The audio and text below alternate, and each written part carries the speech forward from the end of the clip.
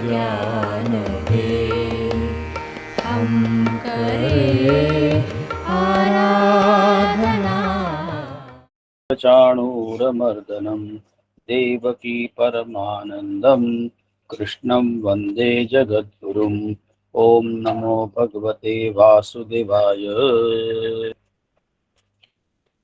हम दूसरे अध्याय पे ही चर्चा कर रहे हैं और दूसरे अध्याय पे चर्चा इसलिए कर रहे हैं क्योंकि दूसरा अध्याय यह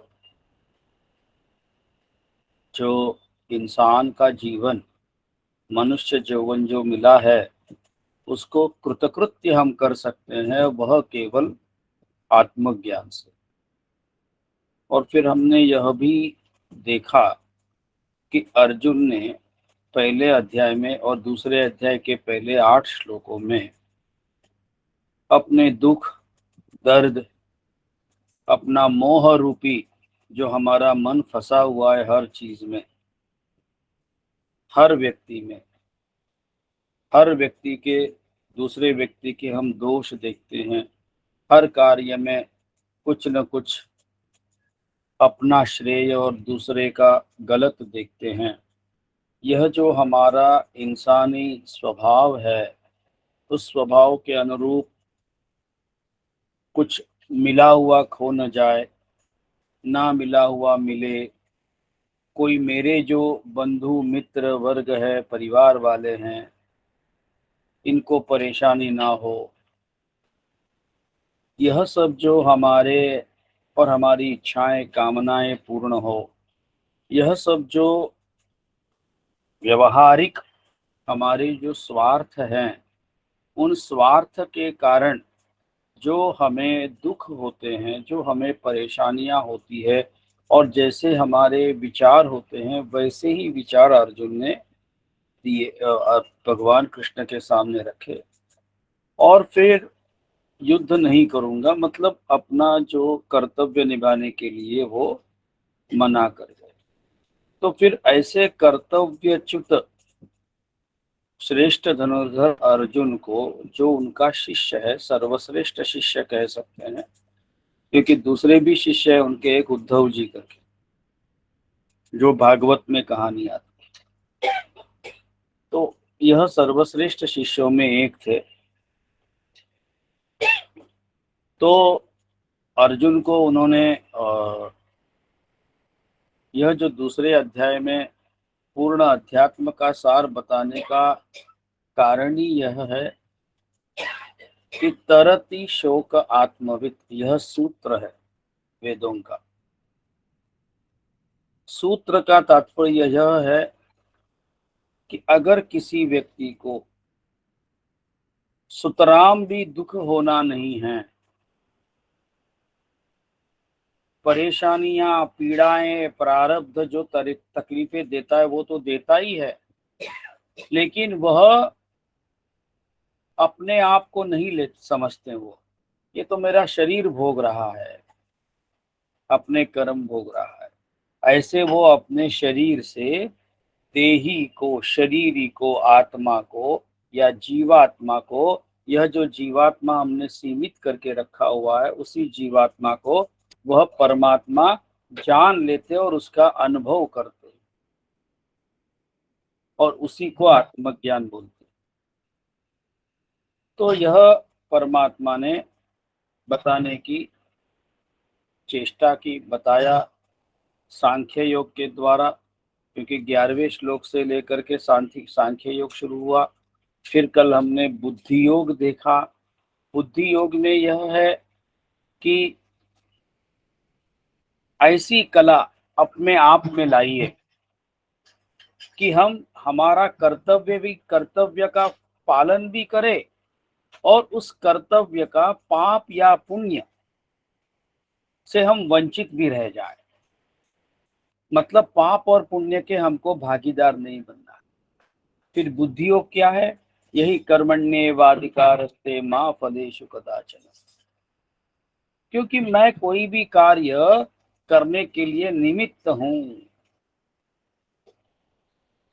मैं बोलने वाला नहीं, ना करने वाला नहीं हूं। यह तो प्रकृति के गुण हैं, मेरा प्रारब्ध है कि मेरे गुरु महाराज ने मुझे यह भगवत गीता बताने के लिए बताया, और मेरा यह प्रारब्ध गुरु महाराज ने पहचान लिया कि इसकी जो कर्म की गति है वो क्या है।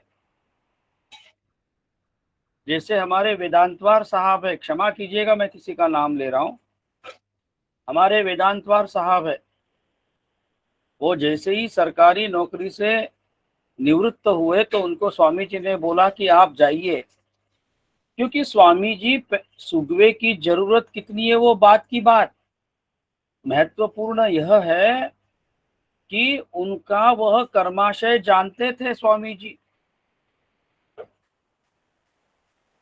तो इसीलिए जो गुरु ने आदेश दिया उसको उन्होंने 100% माना और उधर अपना कार्य वो कर रहे हैं सपत्नीक।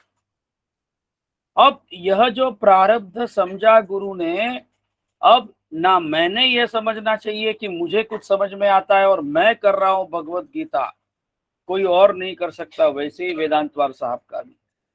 और यही तो गुरु महाराज की शिक्षा है, हम निमित्त मात्र है, क्योंकि प्रकृति में ये भगवत गीता में कहा है एक जगह पे, गुणा गुणेश वर्तन्ते इति मत्वान सज्जते, ये प्रकृति के गुण हैं, वह आपस में मिलजुल करके सब चीजें होती रहती है। जो चीजें होती रहती है हम हमारे मोह या अज्ञान के कारण उसका श्रेय ले लेते हैं, क्रेडिट ले लेते हैं, yes because of me this has happened, मैं हूं, मेरे कारण ये हुआ, या उसके कारण वह नहीं हुआ। मतलब किसी न किसी व्यक्ति को जो केवल निमित्त है, उस निमित्त को छोड़ करके हम अपने आप को मालिक समझते हैं, कर्ता समझते हैं। और जब हम कर्ता होते हैं तो इच्छा हो या ना हो आपको वो किया हुआ कर्म का फल भोगना ही पड़ेगा, और वो इस जन्म में भोगे तो कोई हर्जा नहीं, लेकिन अगर वो वैसे ही बैलेंस रह गया संचित में तो आपको वापस पुनर्जन्म लेना पड़ेगा। अब बुद्धियोग का महत्व क्या है? बुद्धियोग का महत्व यह है कि हमारी सूचिता, सूचिरभूतता हम लोगों में आती है और हमारा चित्त इतना शुद्ध होता है कि आत्मज्ञान के हम अधिकारी होते हैं। और ये ऐसा मार्ग क्यों बताया जब साक्षात आत्मज्ञान बताया सांख्य योग? क्योंकि परमात्मा को मालूम है, स्वामी जी बताते हैं, आदरणीय स्वामी जी, कि परमात्मा ने मॉन्टेसरी के लिए अलग भगवत गीता, सेकेंड स्टैंडर्ड के लिए अलग भगवत गीता, 5th 10th के लिए, डिग्री के लिए, पीएचडी के लिए, और फिर अध्यात्म का जिनका अभ्यास है संतों महात्माओं के लिए अलग अलग भगवत गीता उन्होंने नहीं बनाई। यही 18 अध्याय, यही 700 श्लोक, यही कृष्णार्जुन संवाद, यही गुरु शिष्य का संवाद है। और इसमें से जिसकी जितनी मति उसको उतनी समझ। फिर हम लोगों में क्या अलग है, हम लोगों की क्या विशेषता है? हम लोगों की यह विशेषता है सुगवे संस्था की कि आदरणीय स्वामी जी की आज्ञा से किया हुआ, की हुई, की जा रही एक कोशिश है यह, और यह सद्गुरु महाराज के आशीर्वाद से हो रहा है। और जब सद्गुरु महाराज की आशीर्वाद से जब कोई चीज होती है तो उसका ना कर्तृत्व भाव होना है, ना भोक्तृत्व भाव होना है, ना पाप लगना है, ना कोई पुण्य मिलना है। अगर कुछ होना है तो केवल चित्त शुद्धि ही है, बाकी कुछ नहीं होना है। क्योंकि अद्वैत में तो आदरणीय स्वामी जी के आशीर्वाद से तो हम इतना ही कहेंगे, कहने वाला भी वही, सुनने वाला भी वही, सब वही है। केवल हम, हमारे ये शरीर जो है यह निमित्त है, इन शरीरों से परे हमको जाना है। और यही कारण है कि यह सबको समझ में नहीं आएगा। इसलिए पहले सांख्य बताया, फिर उसी में बुद्धि योग बताया। अब फिर हम आगे बढ़ते हैं, ध्यान रखिएगा। आदि शंकराचार्य महाराज जी, भगवान आदि शंकराचार्य यह बताते हैं कि यह जो, क्योंकि एक श्लोक में बताया है शायद 40वें 41वें दूसरे अध्याय में ही, कि जो ज्ञानी है उसको कर्म करने की आवश्यकता नहीं है। हम कभी भी यह न समझे कि हम भी ज्ञान सीख रहे हैं तो हमें भी कर्म ना करने की आज़ादी। नो नो, हमको कोई एग्जेम्पशन नहीं है। क्यों? क्योंकि तुकाराम महाराज की मराठी में एक ओवी है, तुका म्हणे नोवे निरसला देहे तो वरी अवघे संसारिक। जब तक ये देह भाव नहीं जाता, देह का निरसन नहीं होता और सदैव हमें हमारी खुद की अनुभूति आत्म रूप में ही नहीं होती, जब तक हम हमारे देह के लिए कुछ न कुछ कर रहे हैं, देह के रिश्तेदारों के लिए हमारे मन में सुख दुख है, भावनाएं हैं, तब तक हम इस देह में हैं। और जब तक हम देह में हैं तब तक हमें सब लोगों को देह के जितने सारे कर्तव्य है, कर्म हैं, वह निभाने ही हैं।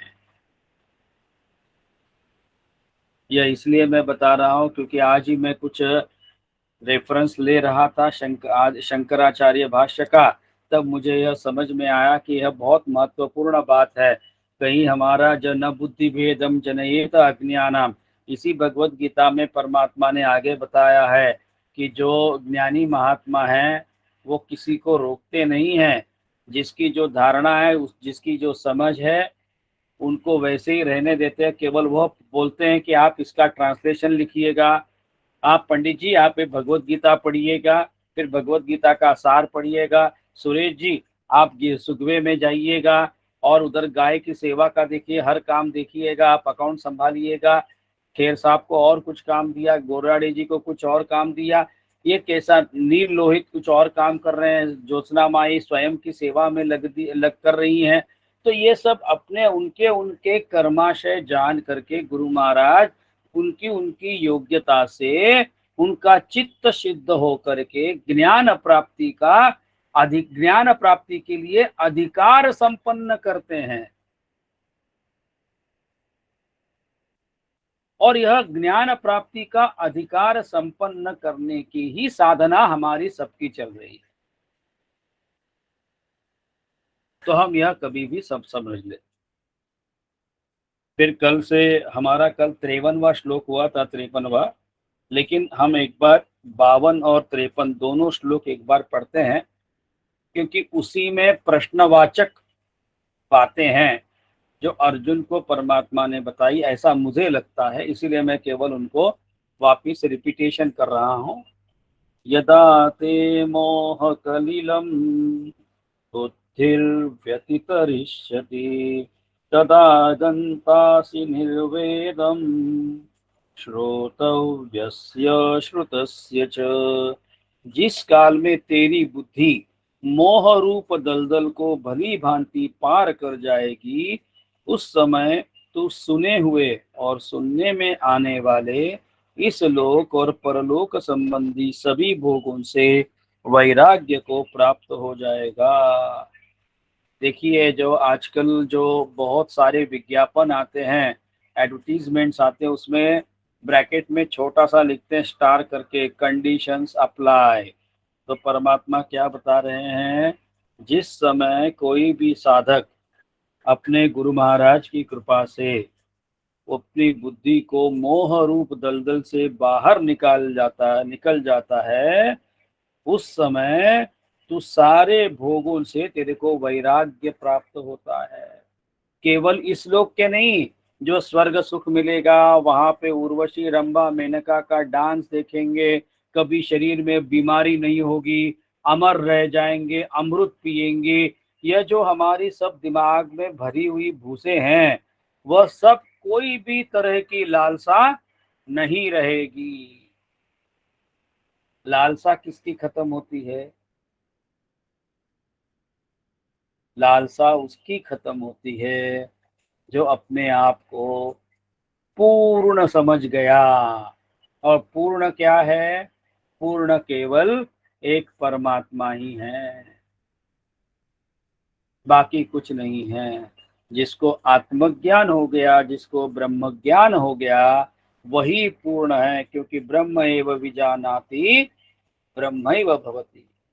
आप सभी को ज्ञात हो, याद आता हो, स्मृति हो इस बात की, जब मार्कंडेय साहब भी थे तो स्वामी जी ने एक श्लोक दिया था, पूर्णमदः पूर्णमिदं पूर्णात् पूर्णमुदच्यते पूर्णस्य पूर्णमादाय पूर्णमेवावशिष्यते। पूर्ण को पहचानने के लिए एक पूर्ण दूसरे पूर्ण को समझ रहा है, लेकिन जो समझने की कोशिश है वो क्योंकि अब अपूर्ण है, लेकिन इस अपूर्ण की भावना को वो जब जीत जाएगा वही पूर्ण बन गया। तो इसीलिए परमात्मा यहाँ पे बताते हैं सभी भोगों से वैराग्य प्राप्त हो जाता है। फिर आगे का श्लोक, श्रुति भी प्रतिपन्ना ते यदा स्थास्यति निश्चला समाधावचला बुद्धिस् तदा योगमवाप्स्यसि। भांति भांति के वचनों को सुनने से विचलित हुई तेरी बुद्धि जब परमात्मा में अचल और स्थिर ठहर जाएगी, तब तू योग को प्राप्त हो जाएगा, अर्थात तेरा परमात्मा से नित्य संयोग हो जाएगा। जैसे अब पहले सबसे पहले सांख्य कहा, सांख्य के बाद बुद्धि कहा, फिर कर्म करो, फिर बुद्धि योग मतलब कर्म करो लेकिन फलों की अपेक्षा मत करो, यह सब बताया। तो ये सब जो दिखने में या सुनने में अलग अलग लग रहे हैं, कन्फ्यूजन लग रहा है, संदेह लग रहा है, लेकिन यहाँ पे परमात्मा क्या बता रहे हैं, अलग अलग जो भांति भांति के वचन सुनने से तेरी बुद्धि जो विचलित हुई है, जब परमात्मा में अचल और स्थिर ठहर जाएगी तब तू योग को प्राप्त, योग मतलब हमने कल देखा, योग मतलब अप्राप्य वस्तु की प्राप्ति, जिस वस्तु को हमने प्राप्त नहीं किया है उस वस्तु की प्राप्ति। लेकिन योग यह शब्द क्यों वापरते हैं? योग का शब्द का इस्तेमाल इसलिए है क्योंकि अप्राप्य केवल हम स्वयं आत्मा ही है, इसलिए परमात्मा को नित्य संयोग हो जाएगा। You are never away from the God almighty. आप सदैव यह जो अंतर्यामी परमेश्वर है उसका अनुभव आप करते रहेंगे। अब फिर आगे अर्जुन पूछ रहे हैं कि भाई ये जो स्थिति है, यह स्थिति प्राप्त होने के बाद वह इंसान में क्या बदलाव होता है?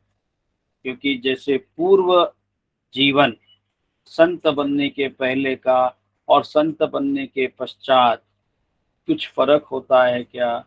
यही प्रश्न अगर मैं सही हूं तो खेर साहब ने आदरणीय स्वामी जी को पूछा, फिर खाड़गे साहब ने भी कुछ पूछा, और उन्हीं के प्रश्नों के उत्तर में ही देव कोठे आए, जैसे परमात्मा कहाँ है और फिर वेयर इज गॉड। यह जो तीन की मतलब यही जो किताब है परमात्मा को खोजने की, अंतर्यामी परमेश्वर को समझने की, तो इन्हीं प्रश्नों से, इन्हीं जिज्ञासु पूर्ण प्रश्नों से देव कोठिया है यह किताब बन गई थी। स्थित प्रज्ञस अर्जुन उवाच स्थित प्रज्ञस्य का भाषा समाधिस्तस्य केशव स्थितधि किं प्रभाषेत किमासीत व्रजेत किम। अर्जुन बोले, हे केशव, समाधि में स्थित परमात्मा को प्राप्त हुए स्थिर बुद्धि पुरुष का क्या लक्षण है? वह स्थिर बुद्धि पुरुष कैसे बोलता है, कैसे बैठता है और कैसे चलता है? यहाँ पे देखिए, प्रश्न सिंपल लगता है लेकिन यह वैसे सहज आसान प्रश्न लगता है। ये तो प्रश्न में कौन सी बड़ी बात है, लेकिन ये आपके और हम लोगों में है, हम लोगों के लिए ज्ञानवर्धक यह है क्योंकि हम सदगुरु को जो देखते हैं, जब उनको देखते हैं तो माया ऐसी होती है कि उनको लगता है यार मैं जैसे उठता हूँ, उठने के बाद जैसे पहले चाय पीता हूँ, नाश्ता करता हूँ, वो जैसे बाकी सब शरीर के सारे बंधन हैं, बाकी हर काम जैसे मैं करता हूँ वैसे गुरु महाराज भी कर रहे हैं।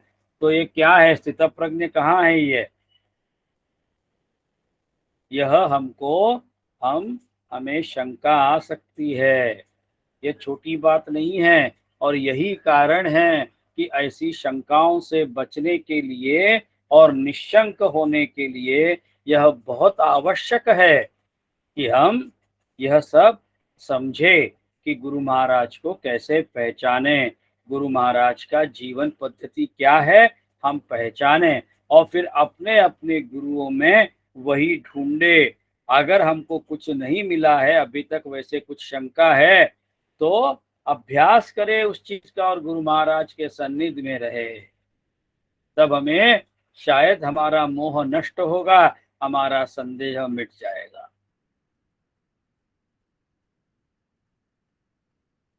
अर्जुन बोले, हे केशव, समाधि में स्थित परमात्मा के प्राप्त हुए स्थिर बुद्धि पुरुष का क्या लक्षण है? मतलब जिसने समाधि प्राप्त की, समाधि हासिल की। देखिए, समाधि मतलब कोई ऐसे आंख बंद करके एक ही आसन में घंटों घंटों, दिनों दिनों, महीनों महीने बैठना नहीं है। सम्यक स्थिति, सम्यक मतलब हमने कल परसों भी देखा, यह एक सबसे उत्तम योग कौन सा है? समत्वम योग उच्यते। समत्व, लाभ हानि, जय पराजय, जन्म मृत्यु, इनमें कोई भी तरह का मोह ना होना, अपने आप को इन सब का केवल साक्षी भाव में रहना, अपने आप, कोई चीज अपने आप को मन में छूने ना देना। और वैसे आदि शंकराचार्य महाराज जी ने एक सुंदर शिव जी का श्लोक लिखा है, तन्मे मन शिव संकल्पमस्तु। शिव संकल्पमस्तु मतलब क्या है कि कोई चीज हमारे मन को छुए ही ना, छू नहीं सकती कोई भी चीज अगर हम चाहे तो।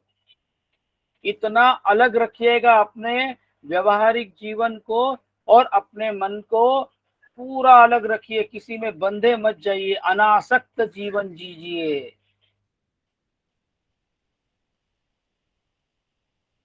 फिर इसीलिए परम, और इसका नाम समाधि। तो स्थिर बुद्धि पुरुष का क्या लक्षण है? वह स्थिर बुद्धि पुरुष कैसे बोलता है, कैसे बैठता है, कैसे चलता है?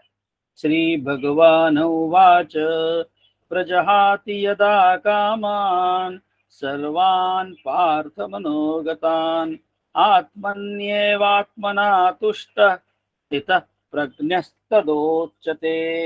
श्री भगवान बोले, हे अर्जुन, जिस काल में यह पुरुष मन में स्थित संपूर्ण कामनाओं को भली भांति त्याग देता है और आत्मा से आत्मा में ही संतुष्ट रहता है, उस काल में वह स्थित प्रज्ञ कहाँ जाता है? आदरणीय गुरु महाराज स्वामी जी को यह श्लोक बहुत दिल के करीब है। वह सदैव कोई भी बात अध्यात्म की निकली तो आत्मन्य आत्मना तुष्टा बोलते हैं। जिसको आत्मज्ञान हो गया उसी का नाम दिव्य दृष्टि है। उनकी जो ये जो चर्म चक्षु है, मतलब हमारी जो आंखें हैं ये चमड़े की आंखें हैं, चर्म चक्षु। फिर उनके क्या हो जाते हैं आत्मज्ञान होने के बाद? ज्ञान चक्षु हो जाते हैं।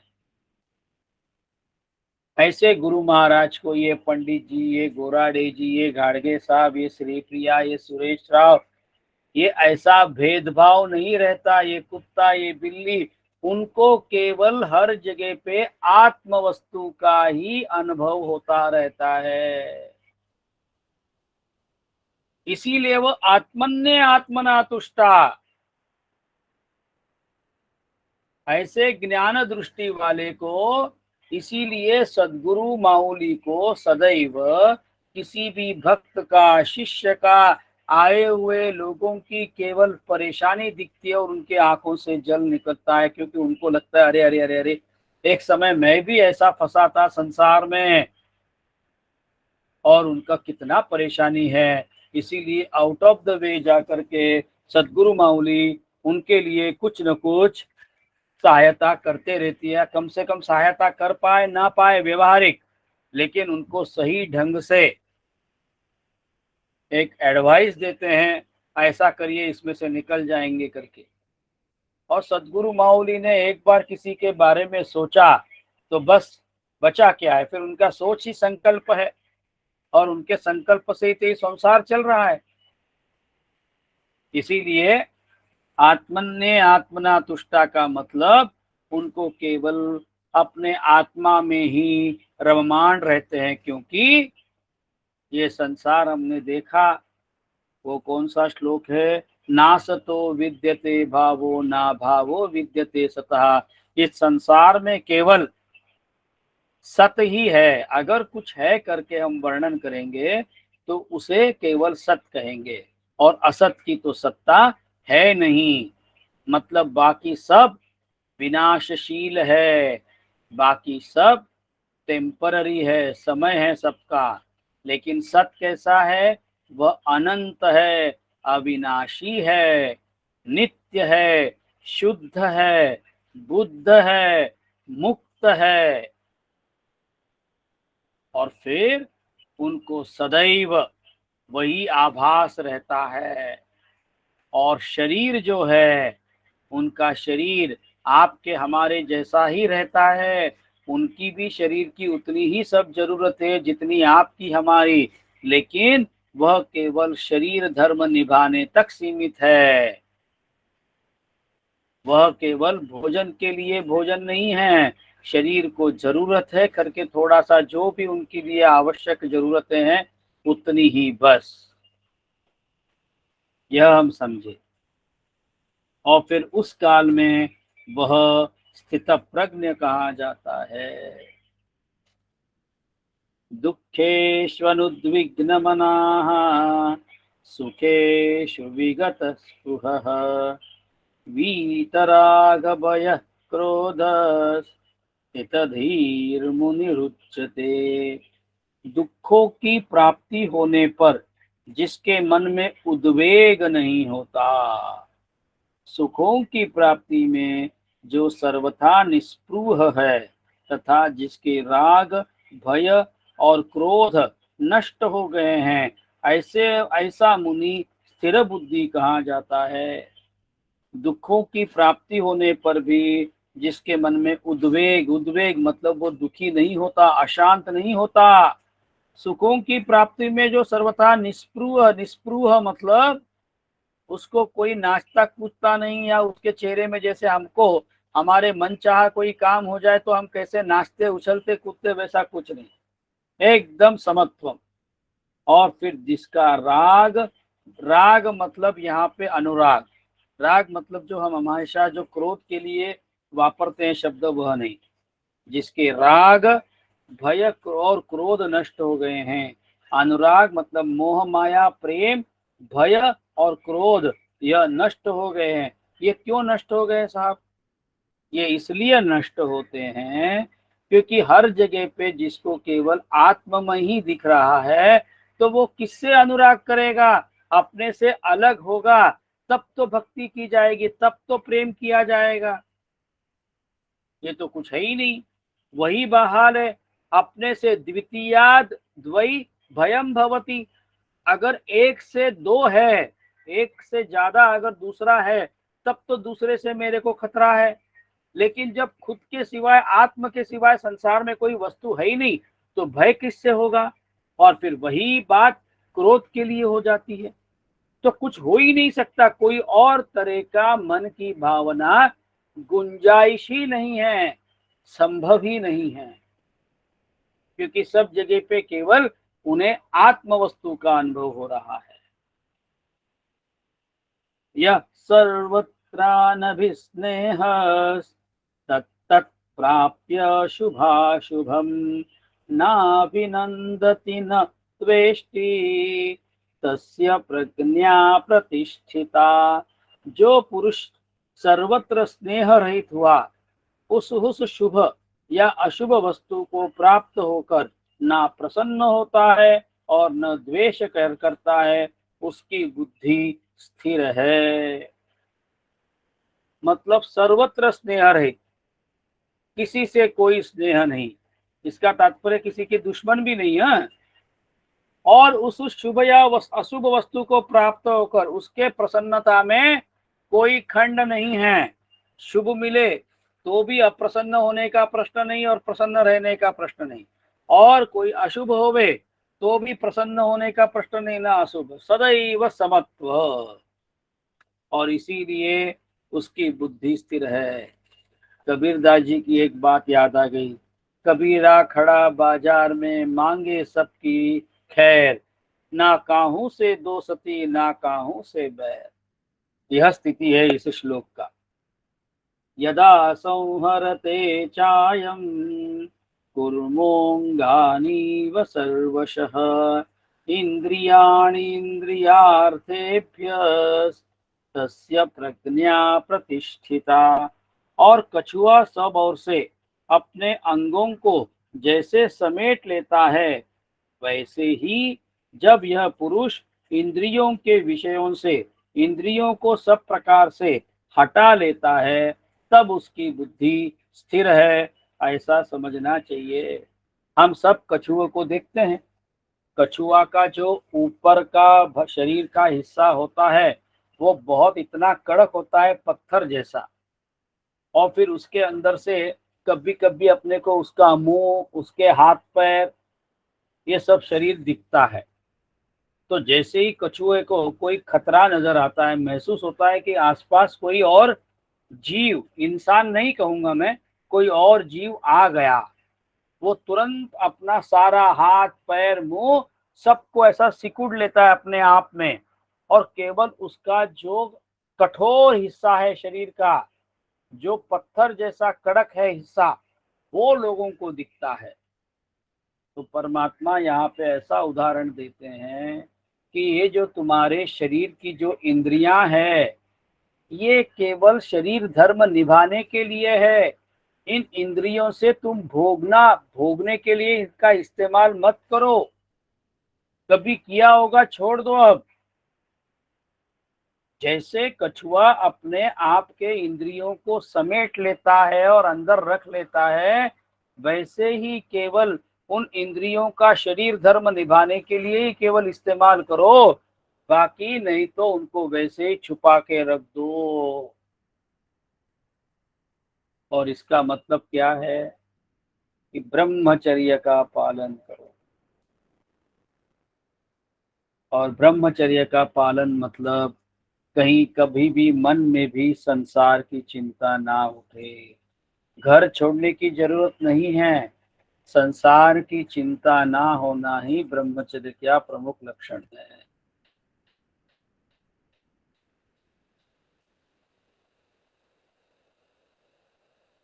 और जब ऐसा हो जाता है तब उसकी बुद्धि स्थिर है। विषया विनिवर्तन्ते निराहारस्य देहिनः रसवर्जं रसोऽप्यस्य परं दृष्ट्वा निवर्तते। इंद्रियों के द्वारा विषयों को ग्रहण न करने वाले पुरुष के भी केवल विषय तो निवृत्त हो जाते हैं, परंतु उनमें रहने वाली आसक्ति निवृत्त नहीं होती। इस स्थित प्रज्ञ पुरुष की तो आसक्ति भी परमात्मा का साक्षात्कार करके निवृत्त हो जाती है। देखिए यहाँ पे साधकावस्था में ये अनुभव होता है। यकीन मानिए कि ऐसा लगता है, हाँ मेरे शरीर से मैं कुछ नहीं कर रहा हूँ, लेकिन मन में कुछ देखते हैं, कुछ सुनते हैं। ऐसी जब बातें होती है तब मन में वो विचार जरूर खेलते हैं। तो इसलिए परमात्मा क्या बता रहे हैं कि जो इंद्रियों से विषय तो ग्रहण नहीं कर रहे हैं, लेकिन वह केवल विषय को निवृत्त हो जाए ऐसा नहीं है। क्योंकि कई बार क्या होता है, ऐसे सुनने से ऐसे कुछ ना कुछ, क्योंकि आजकल तो ये सैटेलाइट टेलीविजन में मोबाइल में हर चीज संभव हो गया। तो कहीं हमने ऐसी चीज देख ली ना देखने वाली, या जिससे मन बुद्धि भ्रष्ट हो जावे, ऐसा कुछ भी। तो परमात्मा यहाँ पे क्या बता रहे हैं, उनके उनमें रहने वाली आसक्ति नष्ट नहीं हो पाती। तो फिर क्या होता है, आसक्ति नष्ट हुए बिना वो स्थितप्रज्ञ नहीं कहलाता। फिर उसको फर्क बता रहे हैं साधकावस्था और सिद्धावस्था का। साधकावस्था और सिद्धावस्था में फर्क क्या है, साधकावस्था में उसको परमात्मा का साक्षात्कार हुआ नहीं रहता है, इसलिए वह साधक है। और जब परमात्मा का साक्षात्कार होता है तब वह सिद्ध हो जाता है। और फिर सिद्ध व्यक्ति के बारे में परमात्मा क्या बता रहे हैं, इस स्थितप्रज्ञ पुरुष की तो आसक्ति भी परमात्मा का साक्षात्कार करके निवृत्त हो गई। इसीलिए परमात्मा का साक्षात्कार इतना महत्वपूर्ण है, आत्मज्ञान इतना महत्वपूर्ण है। और एक बात इसके अंदर मैं जो सोच रहा हूँ वह यह है कि हम अनासक्त की बात करते हैं, हम इंद्रियों पे विजय प्राप्त करने की बात करते हैं, मन को जीतने की बात करते हैं। तन्मे मन शिव संकल्प मस्तु, मतलब मुझे कोई चीज से न दुख प्राप्त हो न सुख प्राप्त हो, मैं सदैव केवल परमात्मा के आनंद में रहूं। यह जो मेरे को लगता है यह सब केवल तब संभव है जब साक्षात्कार गुरुमाउली की कृपा से हो जावे। और गुरुमाउली की कृपा कब होगी, जब हमारी साधना से हमें योग्यता मिलेगी और साधकावस्था से हम मुमुक्षत्व प्राप्त करेंगे। क्योंकि एक बार मुमुक्षत्व प्राप्त करेंगे तब ही हमें यह सिद्धि मिलने की संभावना बहुत बढ़ जाती है। आगे का श्लोक, यततो यपि कौन्तेय पुरुषस्य विपश्चितः इंद्रियाणि प्रमाथीनि हरन्ति प्रसभं मनः।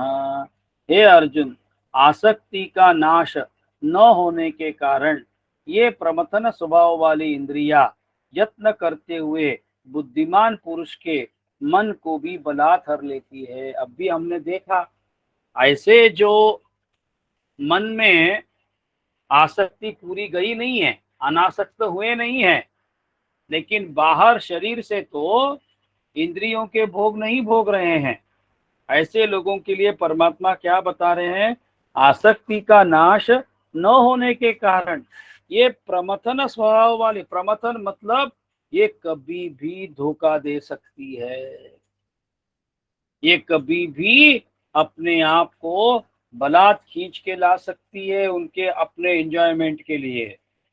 इसलिए वो प्रमथन स्वभाव वाली इंद्रियां यत्न करते हुए बुद्धिमान पुरुष के मन को भी बलात् हर लेती है। इसलिए सावधान, साधकावस्था में यही इसी से सावधान रहना है, क्योंकि ये शुरुआती लक्षण है ये सब।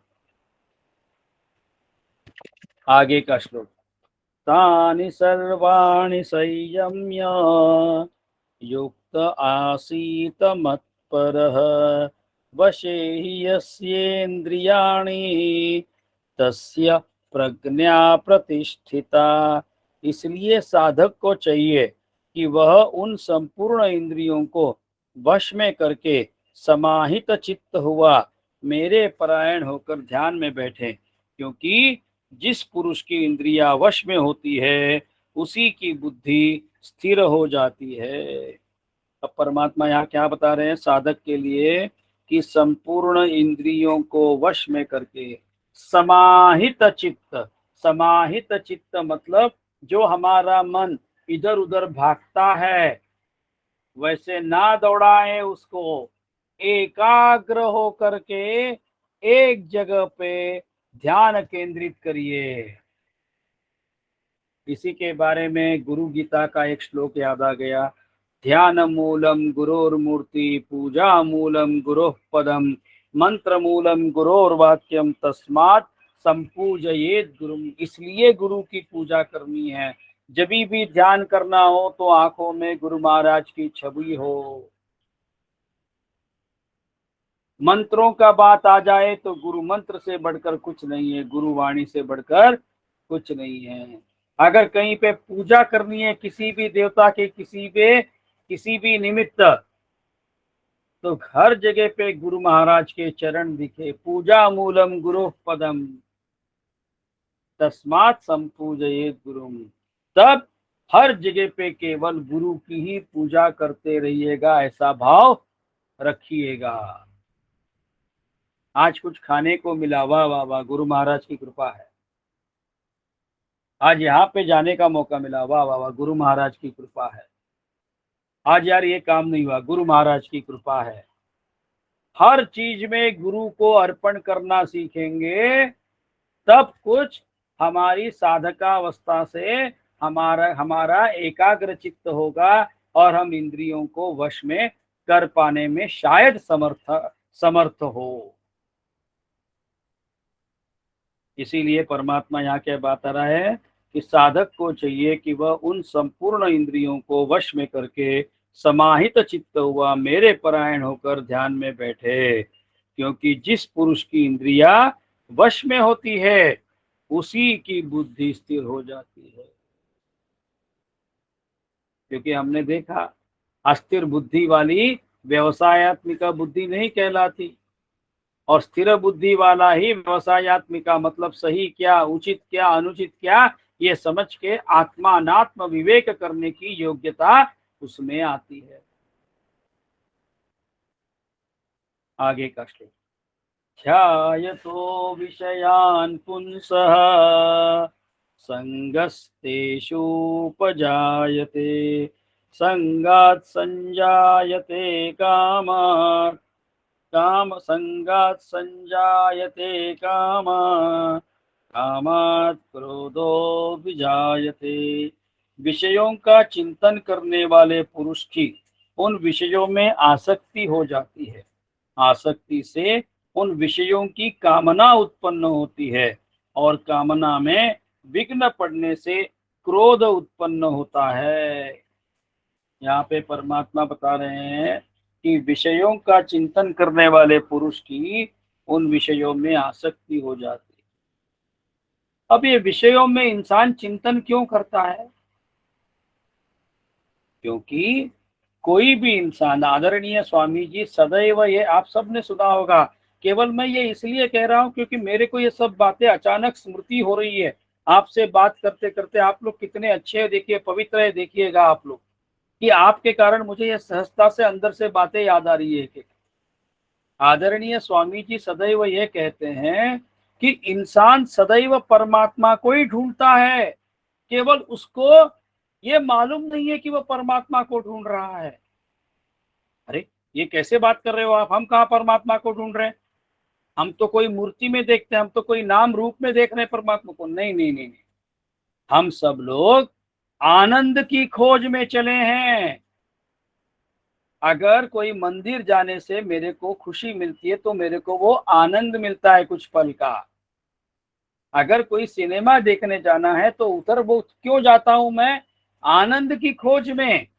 कुछ खाने को जाना है तो आनंद की खोज, कुछ पहनने को मिला आनंद की खोज, और फिर आनंद परमात्मा है, त्वमानंदमयस्त्वं ब्रह्ममयः, वो आनंद ही ब्रह्म है। और आनंद है कहाँ? कहीं पे। और फिर आनंद का अर्थ क्या है? जो सदैव तृप्त है, समाधानी है, जिसको कोई चीज की आवश्यकता नहीं लगती है। He doesn't feel deprived of anything. उसको कोई चीज की कमी महसूस ही नहीं होती, फिर वो आनंद में ही रहेगा। जिसको कमी महसूस होती है वो कमी के बारे में ही सोचेगा। अब महत्वपूर्ण बात यह है कि परमात्मा यहाँ पे क्या बता रहे हैं। फिर एक श्लोक की बात याद आ गई। हम सब लोग ये श्लोक जानते हैं शायद। ओम भद्रं कर्णेभिः शृणुयाम देवाः भद्रं पश्येमाक्षभिर्यजत्राः स्थिरैरङ्गैः स्तुष्टुवागुंसस्तनूभिः विषेम देवहितं यदायुः। ॐ स्वस्ति न इन्द्रो वृद्धश्रवाः स्वस्ति नः पूषा विश्ववेदाः स्वस्ति नस्तार्क्ष्यो अरिष्टनेमिः स्वस्ति नो बृहस्पतिर्दधात्। ओम शांति शांति शांति ही। इस श्लोक का सार क्या है। ओम भद्रम करने भी, अच्छी बातें सुनिए, अच्छी बातें सुनिए। भद्रं करणे भी शृणुयाम देवाः, फिर आगे भद्रम पश्येमाक्षभिर्यजत्राः, अच्छा चीज देखिएगा, पवित्र चीज देखिएगा, पवित्र ही देखिएगा, जिसमें सुविचार आएंगे वैसा ही चीज पढ़िएगा। ऐसा ही सिनेमा देखिएगा जिसमें संस्कार हम भूले ना, गलत चीजों में हम जाए ना, गलत विचार आए ना।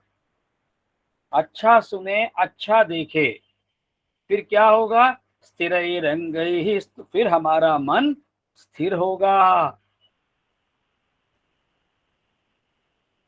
और फिर देवहितं यदायुः, हम अलग नहीं रहते परमात्मा से। तो हमारी हमको साधना क्या करनी है इस साधकावस्था में। साधकावस्था में हमें इस बात को पालना पड़ेगा, इस बात को निभाना पड़ेगा। किस बात को, कि हम सही बुद्धि या सही सोच आने के लिए अच्छा सुने और केवल अच्छा ही देखे, तब हमारे विचार अच्छे आने की उम्मीद है। अब परमात्मा यहाँ क्या बता रहे हैं। विषयों का चिंतन करने वाले पुरुष, और फिर ये विषयों का चिंतन क्यों आता है, क्योंकि हम सही सुनते नहीं, और जो सुनने योग्य नहीं है वही सुनते हैं, जो देखने योग्य नहीं है वही देखते हैं, जिससे हमारी बुद्धि में चंचलता सहज स्वाभाविक हो जाती है। इसीलिए परमात्मा बता रहे हैं कि विषयों का चिंतन करने वाले पुरुष की उन विषयों में आसक्ति हो जाती है, क्योंकि जो व्यक्ति जो चीज सोचता है फिर उसी में उसका मन रमने लगता है। आसक्ति मतलब क्या है, कुछ नहीं है। आसक्ति मतलब कुछ अलग बहुत बड़ा शब्द नहीं है। जो मन हमारा उसमें रमने लगता है, एंजॉय करने लगता है जाने अनजाने। और अगर हम अच्छा चीज सुनेंगे, अच्छा चीज ही देखेंगे तो क्या होगा, हमारा मन उससे भी आदत में, उसमें भी एंजॉय करने लगेगा, रमने लगेगा। फिर आसक्ति से क्या होगा, उन विषयों की कामना उत्पन्न होती है, इच्छा होती है, चलो यार ये अनुभव कर ले। और कामना में विघ्न पड़ने से क्रोध आता है। ये देखिए सारी बातें एकदम व्यवहारिक है, हम सब लोगों का अनुभव है। क्रोधाद् भवति सम्मोह, सम्मोहात् स्मृतिविभ्रमः, स्मृतिभ्रंशात् बुद्धिनाशो, बुद्धिनाशात् प्रणश्यति। क्रोध से अत्यंत मूढ़ भाव उत्पन्न हो जाता है।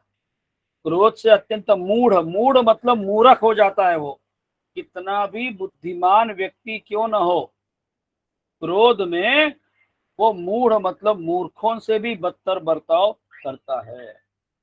मूढ़ भाव से स्मृति में भ्रम हो जाता है, उसकी स्मृति खो जाता है वो, कि मैं कौन हूँ, मेरे लिए क्या उचित है, मेरे लिए क्या अनुचित है, मेरे लिए मैं क्या बोलना चाहिए। जैसे मैं पंडित जी हूँ, पंडित जी के मुख से क्या वचन निकलने चाहिए, क्या नहीं निकलने चाहिए, ये सारे बातें केवल क्रोध में आने से वो भूल गया। उसमें इतना भ्रम पैदा हुआ कि उसकी समझ खत्म हो गई। और स्मृति में भ्रम हो जाने से बुद्धि अर्थात ज्ञान शक्ति का नाश हो जाता है। उसकी जो ज्ञान शक्ति है, जिसके कारण समाज में वो जैसे रहना चाहिए, जैसे पहनना चाहिए, जैसे कहना चाहिए, ये सब सीखता है, वह सब भूल जाता है। उसकी बुद्धि काम नहीं करती। फिर आगे क्या बताते हैं, बुद्धि का नाश हो जाने से यह पुरुष अपने स्थिति से गिर जाता है। लोगों के नजर से ये गिर जाता है, रिश्ता खराब होता है। तो हमारे क्रोध का कारण क्या है? सदैव विषयों का चिंतन। विषयों का चिंतन क्यों है? हम सही चीजें सुनते नहीं। सही चीजें मतलब योग्य चीजें जो हमको सुननी चाहिए साधकावस्था में, क्योंकि हम साधक है। ध्यान रखिएगा, हम सब लोग साधक है, हम केवल संसारी नहीं है। संसारी रहते हुए भी हम साधकावस्था में है गुरु महाराज की कृपा से। तो साधकावस्था में यो उचित सुनना चाहिए, उचित चीज ही देखने की आदत डालनी चाहिए, फिर उचित ही चिंतन चलेगा, उचित ही विचार आएंगे। लेकिन जब अनुचित देखेंगे, अनुचित सुनेंगे, तो अनुचित ही चिंतन होगा, और फिर अनुचित चिंतन से उसमें मन रमने लगेगा। मन रमने से मूढ़ भाव आ जाएगा, मूढ़ भाव आने से हमारी स्मृति भूल जाएंगे, और स्मृति एक बार खो गई तो हमारी बुद्धि का नाश होगा, और फिर बुद्धि का नाश हो जाने से प्रणश्यति, हमारे रिश्ते खिताब, हम व्यक्ति, हमारी जो इमेज है वो खत्म हो जाएगी। तो ये सारा संदर्भ कहाँ आ गया? हमारे इंद्रियों के ऊपर हमारा कंट्रोल होना चाहिए। इसीलिए वैदिक सनातन हिंदू धर्म में धर्म पत्नी कहाँ है? ध्यान रखिएगा माता पिता बंधुओं, कि धर्म से किया हुआ, धर्म मार्ग में किया हुआ हर कार्य धर्म ही है, और नीति युक्त किया हुआ कार्य भी धर्म है। लेकिन अनीति और अधर्म के माध्यम से किया हुआ कितना भी अच्छा काम हो, उसके बारे में सोचना पड़ेगा। ध्यान रखेंगे आप लोग। और यही तो साधना है, यही तो साधकावस्था में समझने की बातें है। और इसीलिए इस महत्वपूर्ण अध्याय में आत्मज्ञान प्राप्त होने की सीढ़ियों में यह बहुत महत्वपूर्ण है कि हम हमारे इंद्रियों को वश में करें। इंद्रियों को वश में करते हैं तो हमारी बुद्धि स्थिर हो जाती है। बुद्धि स्थिर होने से हमारा मन एकाग्र हो जाता है। मन एकाग्र हो जाने से हम आत्मज्ञान के या ज्ञान प्राप्ति के अधिकार संपन्न माने जा सकते हैं गुरु के नजरिए में।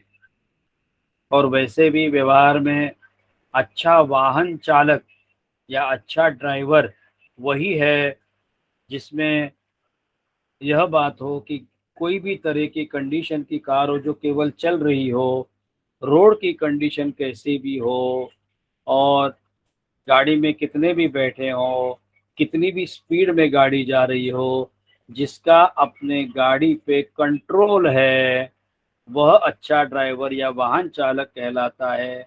वैसे ही जिनकी अपने इंद्रियों पे कंट्रोल है जिनका, वही अच्छा साधक या योग्य साधक सद्गुरु के नजर में या सत्शास्त्रों के नजर में कहा जाएगा। अब यह कहते हुए आज का क्लास हम समाप्त करते हैं। आदरणीय स्वामी जी को प्रणाम करते हैं। सद्गुरु महाराज की जय। और आप सभी को प्रणाम करते हैं। नमस्कार।